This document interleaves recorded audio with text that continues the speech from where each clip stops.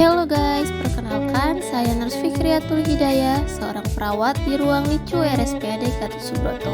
Pada kesempatan kali ini, saya akan menjelaskan secara singkat mengenai handover perawat dengan metode SPAR. Silahkan menyaksikan. Handover merupakan metode penyampaian informasi yang dilakukan oleh perawat saat melakukan pergantian jaga yang diperuntukkan untuk memberikan informasi secara aktual terkait kondisi pasien. Adapun manfaat handover yaitu yang pertama, menyampaikan hal-hal penting yang perlu ditindaklanjuti oleh petugas selanjutnya. Yang kedua adalah melakukan cross-check ulang mengenai hal-hal yang dilaporkan dengan keadaan klien yang sebenarnya. Yang ketiga adalah pelaksanaan asuhan keperawatan terhadap pasien dilaksanakan secara berkesinambungan. Dan yang keempat adalah menjalin hubungan kerjasama dan bertanggung jawab antar sesama perawat. Penting gak sih handover itu? Tentu saja sangat penting, karena informasi yang tidak lengkap dapat menyebabkan miskomunikasi antar sesama perawat yang berpotensi mengakibatkan cedera bagi pasien. Tentu saja kita tidak menginginkan hal itu terjadi. Handover metode SPAR bertujuan untuk membantu perawat agar dapat menyampaikan informasi lebih terstruktur dan jelas. Situation menggambarkan kondisi pasien sehingga perlu untuk segera dilaporkan, yang terdiri dari identitas pasien, diagnosa medis, dokter dan perawat penanggung jawab, serta keluhan utama pasien.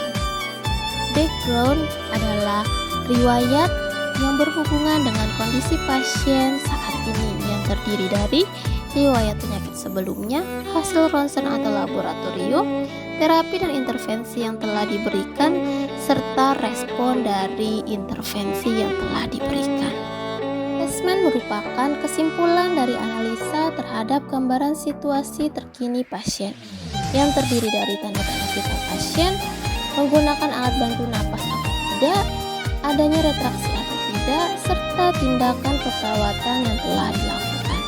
Selanjutnya adalah recommendation, di mana usulan tentang alternatif tindakan yang akan dilakukan oleh perawat selanjutnya, yang terdiri dari rencana tindakan keperawatan selanjutnya atau solusi serta tindakan yang direkomendasikan oleh dokter. Proses pelaksanaan handover yang pertama adalah persiapan, yaitu menjaga privasi pasien, memberikan kenyamanan pada saat kegiatan handover, dan update informasi handover. Yang kedua adalah pengenalan, di mana perawat yang menyerahkan tugas menyapa pasien dan mengenalkan perawat yang akan menerima tugas selanjutnya. Tahap yang ketiga adalah pertukaran informasi, yang terdiri dari kondisi klinis pasien ter-up-to-date, hasil pemeriksaan dan prosedur yang telah dikerjakan, rencana tindakan yang akan dilakukan, perubahan dalam perencanaan pelayanan perawatan, dan yang terakhir adalah apakah ada pertanyaan dari perawat yang menerima serah terima tersebut.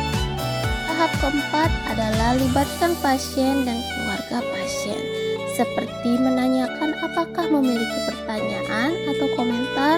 Selanjutnya adalah mengkonfirmasi dan memperjelas informasi yang telah disampaikan.